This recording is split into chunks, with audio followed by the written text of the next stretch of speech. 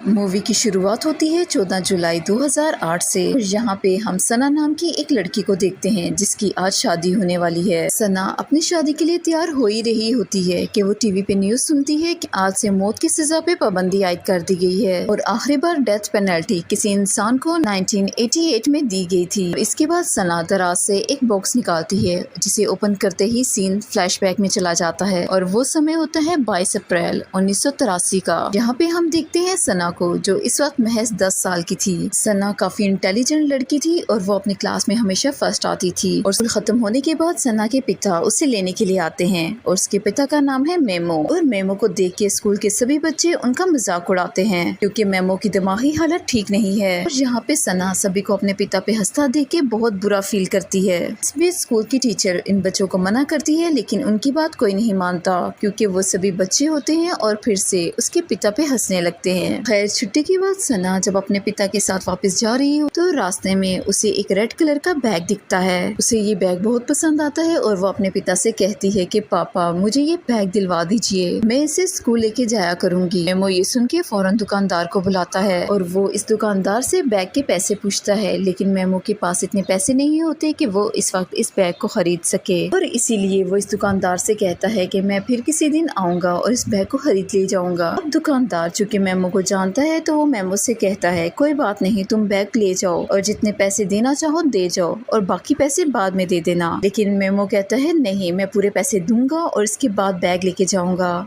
लेकिन तब तक आप इस बैग को संभाल के रखना। और अब दूसरे सीन में हम फातिमा को देखते हैं जो कि मेमो की माँ और फातिमा की दादी हैं। सना पहले से समझदार हो चुकी है और वो चीजों को बहुत अच्छे से समझने भी लगी है और इसीलिए वो अपनी दादी से पूछती है कि मेरे पिता ऐसे क्यों हैं, मेरे स्कूल के सभी बच्चे उन्हें पागल कह के पुकारते हैं, मुझे बिल्कुल भी अच्छा नहीं लगता। ये सुन के फातिमा कहती है, दादी उसे कहती है कि अगर तुम्हारे पिता को कोई पागल कहे तो तुम उसे मेरे पास ले आना और अगर वो मेरे पास आने से मना कर दे तो उसे कहना कि मेरे पिता पागल नहीं हैं और वो बहुत अच्छे इंसान हैं। और इसके बाद सना पूछती है कि पापा सबसे अलग क्यों हैं। ये सुन के दादी कहती है कि वो किसी से अलग नहीं हैं, वो भी सभी की तरह है, बस उनका दिमाग तुम्हारी उम्र का है और तुम्हें तो खुश होना चाहिए क्योंकि वो तुम्हारी बात समझते हैं, तुमसे प्यार करते हैं और एक दोस्त की तरह रहते हैं। क्या तुम्हारे स्कूल में सभी के पिता ऐसे हैं? सना कहती है नहीं दादी, कुछ बच्चों के पिता तो उन्हें मारते भी हैं, तो खुद सोचो कि तुम्हारे पिता कितने अच्छे हैं, वो तुम्हें कभी डांटते भी नहीं। ये सुन के सना काफी खुश हो जाती है क्योंकि अपनी माँ के चले जाने के बाद उसे हमेशा से एक साथी चाहिए था जिसके साथ वो खेल सके, मस्ती कर सके, जो कि मेमो हमेशा उसके साथ करता था। और अब कुछ दिन बाद सिटी में नेशनल परेड होने वाली थी और अब चूंकि मेमो किसी तरह से ये बैग सना के लिए खरीदना चाहता था और इसीलिए वो कुछ एप्पल खरीद के परेड में बेचने के लिए ले जाता है ताकि उन्हें बेच के वो कुछ पैसे कमा सके। ऐसा होता भी है, उसके बहुत सारे सेब वहाँ पे बिकने लगे। बच्चों की बात मान है, उसे परेड में सना भी दी है जिसे वो इशारे से बताता है कि अब उसके पास इतने पैसे हो चुके हैं जिससे वो बैग खरीद सके और सना भी इस इशारे को समझ के बहुत ज्यादा खुश होती है। और इसी बीच में हम एक सिपाही को परेड से निकल के जंगल की तरफ भागता हुआ देखते हैं और यहाँ से सीन कट के फिर से सना पे आता है और यहाँ पे हम उसे उसकी क्लासमेट सीता के साथ देखते हैं। अब सीता को पता था कि सना इस रेड बैग को खरीदने वाली है और इसीलिए वो अपने डैड को बोल के पहले ही इस रेड बैग को खरीद लेती है। और अब चूंकि सीता के पिता एक आर्मी ऑफिसर होते हैं और उनके पास काफी ज्यादा पैसे होते हैं और इसीलिए वो फौरन अपनी बेटी को वो बैग दिलवा देते हैं। और इसी बीच में मेमो एक दफा फिर से पैसे लेके दुकानदार के पास उसी बैग को खरीदने के लिए आ जाता है और उसे पता लगता है कि जनरल ने उस बैग को पहले से ही खरीद लिया है और इसीलिए वो जनरल से रिक्वेस्ट करता है कि वो इस बैग को वापस दे दे क्योंकि उसकी बेटी ये बैग पसंद करती है। और ना मानने पे वो जनरल के पाँव में भी गिर जाता है और साथ में ज्यादा पैसे दे के उससे वो बैग मांगने लगता है लेकिन सीता के पिता उसे थप्पड़ मार के जमीन पे गिरा देते हैं। और ये देख के सना भागते हुए अपने पिता के पास आती है और उन्हें गले से लगा लेती है। वो अपने पिता से कहती है कि इस बैग में इतना भी कुछ खास नहीं, हम नया बैग ले लेंगे। अब सना अपने पिता के साथ वापस घर आ जाती है और अब हम देख पाते हैं कि सना को इस बात पे जरा भी दुख नहीं था कि वो बैग नहीं खरीद पाए और उसे सबसे ज्यादा इस बात का बुरा लग रहा था कि उसके डैड को किसी ने मारा है और वो रोते हुए अपने कमरे में चली जाती है और उसे देख के मेमो भी रोने लगता है और अपने मासूम बेटे को देख के फातिमा उसे गले से लगा लेती है और उसे कहती है कि तुम्हारा दिल बहुत साफ है बेटा, इसमें तुम्हारा कोई कसूर नहीं।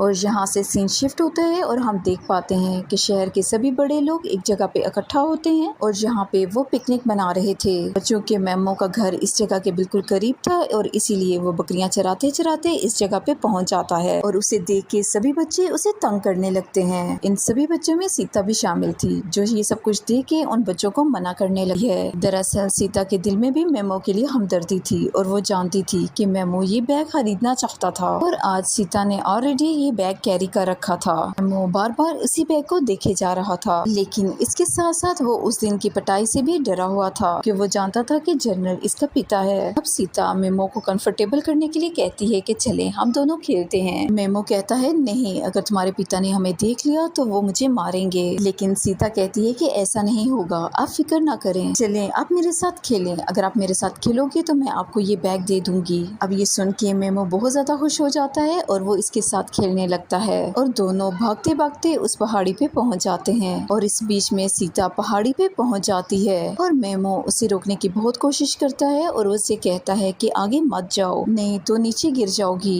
ये जगह ठीक नहीं है, चलो हम दूसरी जगह खेलेंगे। और इसी बीच में मेमो को वो सिपाही दिखता है जो कि परेड से भाग के इस जगह पे छुपा हुआ था और इससे पहले कि वो कुछ समझ पाता, सीता उसका कहा नहीं मानती और उसका पाँव फिसल जाता है और वो सीधा पानी में गिर जाती है। और सीता को बचाने के लिए मेमो पानी में छलांग लगा देता है और वहीं दूसरी तरफ हम देखते हैं कि सीता की माँ उसे ढूंढने लगती है क्योंकि सारे बच्चे खेल के वापस आ चुके थे और सीता अभी तक नहीं आई थी। और ये बात वो अपने पति को बताती है और उसके बाद सभी लोग उसे ढूंढने लगते हैं। वहीं दूसरी तरफ हम देखते हैं कि मेमो ने सीता को बचाने की बहुत कोशिश की, लेकिन वो इसे बचा नहीं पाया और वो इसे अपनी गोद में उठा के पानी से बाहर लाता है। और इतने में वहाँ पे बाकी सभी लोग भी पहुँच जाते हैं और ये मंजर जब सीता के माता पिता देखते हैं तो वो पूरी तरह से पागल हो जाते हैं और वो अपने बच्चे की मौत को बर्दाश्त नहीं कर पाते और वो उससे पूछने लगते हैं कि उनकी बच्ची को क्या हुआ। अब डरा हुआ मेमो सही से जवाब नहीं दे पाता और जिसकी वजह से सभी लोगों को ये लगता है कि शायद मेमो की वजह से सीता की जान चली गई और इसीलिए सीता का पिता फौरन से पुलिस को बुलाता है और जिसके बाद मेमो को गिरफ्तार कर लिया जाता है और इसके बाद इसका बुरा समय शुरू हो जाता है। और अब सीता के पिता क्योंकि एक जनरल थे और इसीलिए वो मेमो को बहुत ज्यादा मारते हैं और किसी से भी उसे मिलने नहीं दिया जाता और इसके बाद उससे पूछताछ होती है, लेकिन घबराहट और डर की वजह से वो कुछ बोल नहीं पाता और इसीलिए जबरदस्ती मारपीट के बाद उससे गुनाह कबूल करवा लिया जाता है जो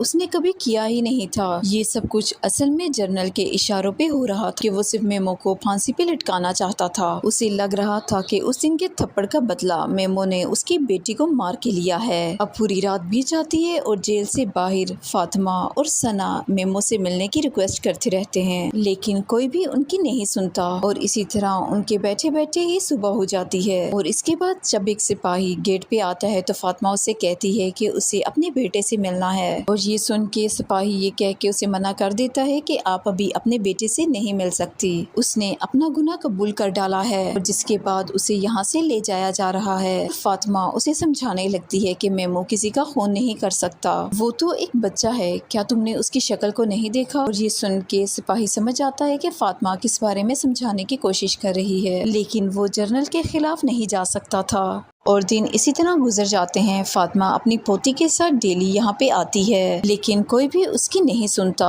और अब कुछ दिन बाद जब मेमो को दूसरी जेल में भेजा जाता है तो सना उसे देख लेती है और उस गाड़ी के सामने आके खड़ी हो जाती है और इसके बाद वो अपने पिता से मिलने के लिए उन्हें आवाजें लगाने लगती है और जोर जोर से रोने लगती है। तभी एक सोल्जर सना को पकड़ के पीछे हटा देता है और वो मेमो को लेके यहाँ से चले जाते हैं, लेकिन सना फिर भी मेमो को आवाज लगाती रहती है और उस गाड़ी का पीछा करने लगी है, लेकिन किसी पे भी इस चीज का कोई फर्क नहीं पड़ता। लेकिन इस बीच में मेमो उसकी आवाज सुन लेता है और वो सना से कहता है कि उसने एक आंख वाले शैतान को देख लिया था। और ये सुन के सना फौरन समझ जाती है कि मेमो किस चीज के बारे में बात कर रहा है और भागते हुए वो टीले के पास जाती है। दरअसल उसके पिता यानी मेमो टीले को एक आंख वाला शैतान कहते थे क्योंकि उसकी एक साइड टूटी हुई थी। और दूसरी तरफ हम देखते हैं कि मेमो को एक दूसरी जेल में भेजा जाता है जहाँ पे ये ऑर्डर था कि वो मेमो को जितना टॉर्चर कर सके टॉर्चर करें। और यहाँ पे आके मेमो बड़ी मासूमियत से उनसे पूछता है कि वो घर कब जा पाएगा, क्योंकि उसे अपनी बेटी को देखना है। लेकिन ये सुन के वहाँ पे एक सिपाही उसे मारने लगता है। वहीं दूसरी तरफ हम देखते हैं कि सना उस टीले के पास जाती है जो कि मेमो ने उसे बताया था। और यहाँ पे सना को वो सिपाही मिल जाता है जो उस दिन परेड से भागा था। और पूछने पे वो सिपाही सना को वो सारी बात बता देता है। वो उसे बताता है कि मेमो तो उस लड़की को आगे बढ़ने से रोक रहा था, वो सिर्फ उसके साथ खेल रहा था। और इतने में वो लड़की गिर गई और इसमें मेमो की कोई गलती नहीं थी। और ये बात सुन के सना बहुत ज्यादा खुश हो जाती है और फौरन ये बात आके अपनी दादी को बताती है। और वो उसे कहती है कि दादी, हमें एक गवाह मिल गया है और अब पापा जल्दी ही जेल से आ जाएंगे। और वहीं हम मेमो को देखते हैं जिसे सेल नंबर 7 में रखा गया था। और बाकी सभी कैदियों को बताया जाता है कि इसने एक बच्ची को कत्ल किया है और इसीलिए जितना हो सके इसे टॉर्चर करो।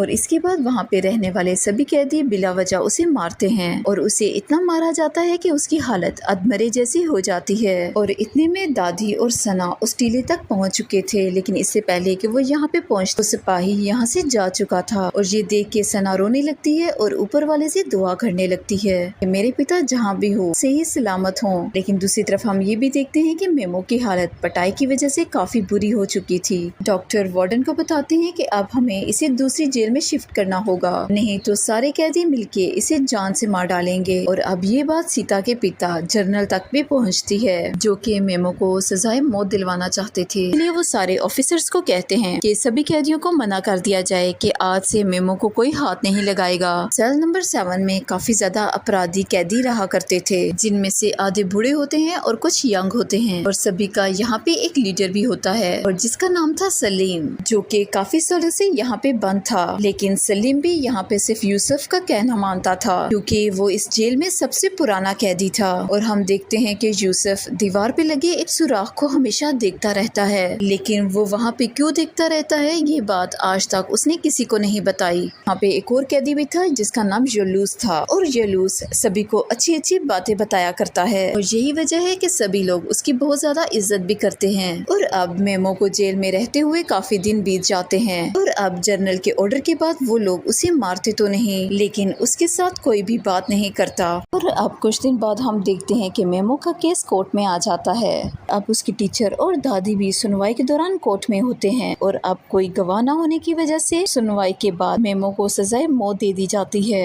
अब इस उम्र में अपने बेटे को अपने सामने फांसी की सजा सुनते हुए देख के फातिमा पूरी तरह से टूट जाए, क्योंकि वो मजबूर थी। उनके पास अभी तक कोई सबूत नहीं था जिससे ये साबित किया जा सके कि उनका बेटा बेकसूर। इसी बीच में वार्डन वहाँ पे खड़ा फातिमा की सारी बातों को सुन रहा था, जो कि कह रही थी कि मेरा बेटा एक चुनटी को नहीं मार सकता तो उस लड़की को क्या मारेगा, आप उसके दिमाग की जांच करवाइए। खैर सजा सुनवाने के बाद उसकी टीचर सना और दादी को मेमो से मिलवाने के लिए ले जाती है, लेकिन वो लोग फिर से उन्हें अंदर आने से मना करते हैं। इसी बीच में उसकी दादी घबरा जाती है, क्योंकि वो देखती है कि सना उनके पास से गायब हो के सना जेल की दीवारों को हाथ लगाते हुए अपने पिता को आवाज लगाने लगती है। हालांकि जेल की मोटी दीवारों से उसकी आवाज का दूसरी तरफ जाना नामुमकिन लगता है, लेकिन न जाने कैसे मेमो अपनी बेटी की आवाज को सुन लेता है। वो भागते हुए दीवार के पास अपनी बेटी को आवाज लगाता है। सना भी अपने पिता की आवाज सुन के उसे जवाब देती है और मेमो चिल्ला चिल्ला के अपनी बेटी को पुकारने लगता है और वो उसे कहता है कि बेटा मैंने कुछ नहीं किया, मैं जल्द ही वापस आऊंगा, फिर हम बैग लेने चलेंगे। सना कहती है कि पापा मैंने आपको ढूंढ लिया, मुझे बैग नहीं सिर्फ आप चाहिए। अब ये सभी बातें पास खड़े हुए कैदी भी सुन रहे होते हैं और ये देख के वो भी हैरान हो जाते हैं कि आखिर इतना मासूम आदमी किसी बच्चे की जान कैसे ले सकता है। इतनी देर में वहाँ पे बाकी सिपाही भी आ जाते हैं, जो कि सना को भी वहाँ से ले जाने लगते हैं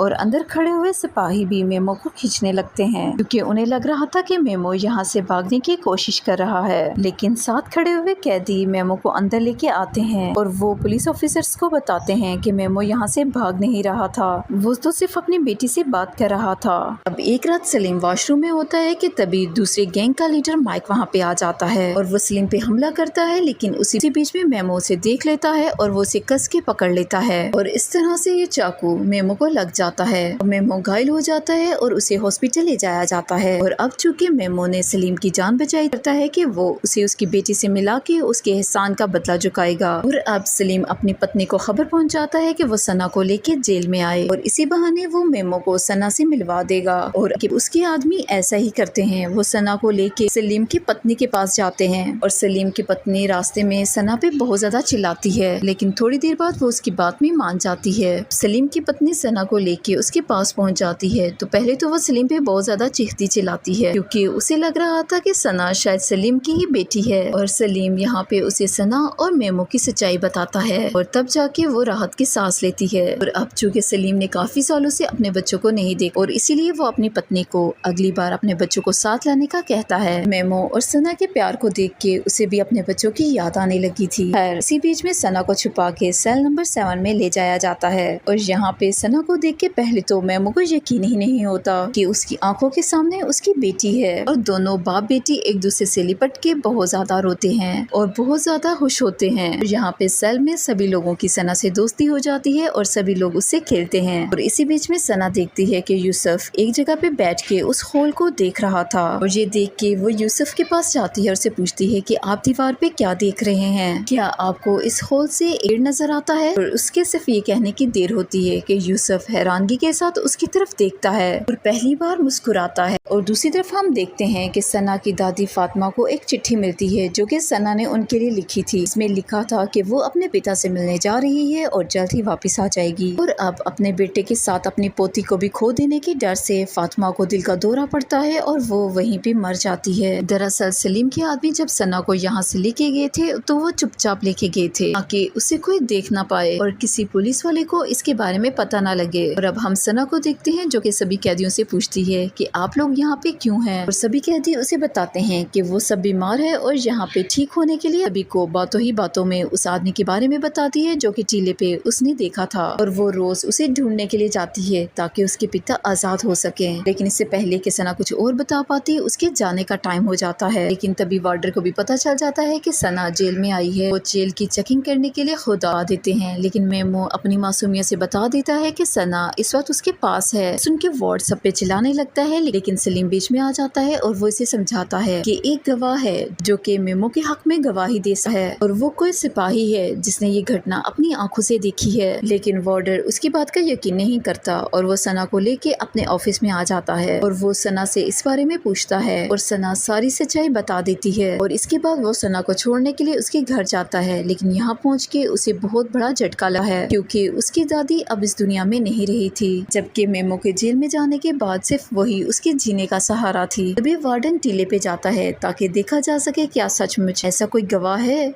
तभी इधर उधर देखने के बाद उसे पत्थरों में एक बंदूक मिलती है और इसे देख के उसे यकीन हो जाता है कि सना वाकई ही सच बोल रही थी। और वो इस बंदूक को लेके जेल के हेड के पास जाता है और सच सामने लाने को कहता है। लेकिन फारूक उसे बताता है कि इस वक्त तुर्की में आर्मी का रूल चल रहा है और सीता के पिता चूंकि एक आर्मी जनरल हैं और इनके खिलाफ कोई नहीं जा सकता। लेकिन वार्डन एक अच्छा इंसान होता है और कहता है कि वो सच सामने ला के ही रहेगा। अगर मेमो बेकसूर है तो वो इसे बेगुनाह साबित करके ही रहेगा और चाहे भी हो जाए। वार्डन दिल का अच्छा इंसान होता है। वो कहता है कि मैं सच सामने ला के ही रहूंगा और अगर मेमो बेकसूर है तो मैं फांसी की सजा नहीं होने दूंगा, चाहे कुछ भी हो जाए। इधर मेमो सारे लोगों से अच्छी तरह से घुल मिल चुका था और हम ये भी देखते हैं कि यूसुफ जब जब मेमो और सना को देखता है तो उसे सना में अपनी बेटी की परछाई नजर आती है और यहाँ पे उस दीवार का राज खुलता है। आखिर यूसुफ उस दीवार पे क्या देखता था। दरअसल बहुत साल पहले यूसुफ ने एक पेड़ के नीचे अपनी बेटी की लाश को दफनाया था और उस पेड़ जैसा ही निशान उसे उस दीवार पे नजर आता है और इसी वजह से वो अपनी बेटी को नहीं भूल पाता। और जब सना आई तो उसने भी यही पूछा, क्या आपको उसमें एक पेड़ दिखाई देता है, जिसकी वजह से यूसुफ चौंक गया और सना को देख के मुस्कुराने लगा। फिर जेल में सभी कैदियों की फैमिली उनसे फिर से मिलने के लिए आती है, जिसमें सलीम की पत्नी और उसके बच्चे भी आए हुए थे। अब इतने साल को देख के बहुत ज्यादा खुश था। उसे अपनी फैमिली की अहमियत पता चल गई थी और इसीलिए वो अपनी पत्नी से कहता है कि जिस दिन वो जेल से वापस आएगा तो वो सब एक अच्छी जिंदगी गुजारेंगे और यहाँ से निकलने के बाद वो कभी भी कोई गलत काम नहीं करेगा। और ये सुन के उसकी पत्नी बहुत ही ज्यादा इमोशनल हो जाती है। और इसके बाद हम सना की टीचर को देखते हैं जो कि सना को लेके वार्डन के पास आई थी और वार्डन उसे मेमो से मिलने की इजाजत दे देता है। और यहाँ पे टीचर जेल में देखती है कि मेमो को फांसी की सजा देने की तैयारी हो रही थी और जिसे देख के वो बहुत ज्यादा दुखी होने लगती है। और सना जेल में अपने पिता से मिलती है और जेल में मेमो के साथ साथ सभी कैदियों के साथ हंसी मजाक करने लगती है और उसकी बातें सुन के सभी के चेहरे पे खुशी आ जाती है। और इसी बीच में सलीम उससे पूछता है कि तुम अपनी दादी को क्यों नहीं लेके आई, तो सना उसे बताती है कि अब उसकी दादी इस दुनिया में नहीं रही। और ये सुनते ही सारी जेल में सन्नाटा छा जाता है और मेमो भी अपनी माँ के बारे में जान के बहुत ज्यादा शौक हो जाता है और एक कोने में जाके जोर जोर से रोने लगता है। इस तरफ हम देखते हैं जिस गवाह यानी जिस सिपाही की तलाश जारी थी वो इन्हें मिल चुका था और उसने ये भी बता दिया है कि मेमो बेकसूर है। और ये बात सुन के सभी लोग बहुत ज्यादा खुश हो जाते हैं। लेकिन ये बात जब जनरल को पता लगती है तो वो उस गवाह से मिलने के लिए जाता है और उसे अकेले में गोली मार देता है। एक गवाह जो कि मेमो को बचा सकता था अब वो भी नहीं रहा था, मतलब अब मेमो की फांसी होना तय थी। कुछ दिन बाद सना फिर से वार्डन के पास आती है। उसे नहीं पता था कि वो आखिरी बार अपने पिता से मिल रही है। मेमो आते ही सना को गले से लगा देता है और उसे फांसी के बारे में कुछ नहीं बताता, लेकिन वो खुद को रोक नहीं पाता और जाते जाते ये कहता है कि वो मरना नहीं चाहता। हालांकि सना इतनी नादान होती है कि वो मेमो की बात को समझ ही नहीं पाती और जल्द ही टीचर उसे यहाँ से ले जाती है ताकि सना को इस बारे में कुछ पता न लगे। और दोनों बाप बेटी फूट फूट के रोने लगते हैं। किसी की समझ में नहीं आ रहा था कि इस वक्त क्या किया जाए। खैर अब वो रात आ जाती है जब मेमो को फांसी होने वाली थी। सभी जानते हैं कि मेमो बेकसूर है, लेकिन फिर भी उसकी मदद कोई नहीं कर सका। और अब मेमो की फांसी का समय हो जाता है और वो एक एक करके सभी से गले मिलता है और वो कहता है कि वो वापस जरूर आएगा और सबके लिए खाना बनाएगा। मेमो को बताया गया था कि उसे कहीं और लेके जा रहे हैं और उसे पता नहीं होता कि आज उसका आखिरी दिन है। और थोड़ी ही देर बाद हम देखते हैं कि उसे सजाए मौत दे दी जाती है। वो उस जुर्म की सजा का हकदार होता है जो कि उसने कभी किया ही नहीं था। और अगले दिन हम देखते हैं कि वार्डन और फारूक सना से मिलने के लिए जाते हैं और उसे वो बॉक्स देते हैं जो कि यूसुफ ने उसे देने को कहा था। लेकिन तभी यहाँ पे कहानी में एक ट्विस्ट आता है और सीन 2 दिन पहले शिफ्ट होता है। और यहाँ पे हम देखते हैं कि 2 दिन पहले यूसुफ हाफिज से कहता है कि वो मेमो की जगह उसे फांसी दे दें। यूसुफ उन्हें कहता है कि उसने अपनी जिंदगी में बहुत गलत काम किए हैं और उसके जीने की कोई भी वजह नहीं है। और उसे रोज सना में अपनी बेटी नजर आती है जो कि उसे अपने पास बुला रही है। वो कहता है कि अगर मैं अपनी बेटी के पास चला जाऊंगा तो इस तरह से मेमो भी अपनी बेटी के पास जा पाएगा। तो इसीलिए अगर मेमो को अपनी बेटी से मिलवाना है तो पहले मुझे अपनी बेटी से मिलना होगा। और तभी यूसुफ की जब ये बात वार्डन को पता लगती है तो सभी एक प्लान बनाते हैं कि वो मेमो की जगह यूसुफ को बदल देंगे और उसे फांसी दे देंगे जिससे कि मेमो की जान बच जाएगी और एक बेकसूर की मदद करने से शायद ऊपर वाला भी यूसुफ की गुनाह माफ कर दे। और इस तरह से फाइनली मेमो को बदल के यूसुफ को बदल दिया जाता है और वार्डन सभी को ये बताता है कि यूसुफ यहाँ से भाग चुका है और मेमो को फांसी दे दी गई है ताकि कोई भी उन पे शक न करे। और इस तरह से एक बाप को उसकी बेटी से मिलवा दिया जाता है। और अब जब मेमो अपनी बेटी से मिलता है तो वो बहुत ज्यादा खुश होता है। दोनों गले मिलते हैं और रोने लगते हैं। ये देख के वहाँ पे खड़े सभी लोगों की आंखें नम हो जाती हैं। और इसके बाद वार्डन इन दोनों को शिप के जरिए से दूसरे शहर भेज देते हैं ताकि दोबारा कोई भी उन्हें ढूंढ ना पाए। दूसरे शहर में रहने का इंतजाम पहले ही सलीम ने उनके लिए कर दिया था जो आने वाले वक्त में अपने परिवार की तरह उन दोनों की भी देखभाल करने वाला था। और दोस्तों ये खूबसूरत और इमोशनल मूवी यहीं पे एंड हो जाती है।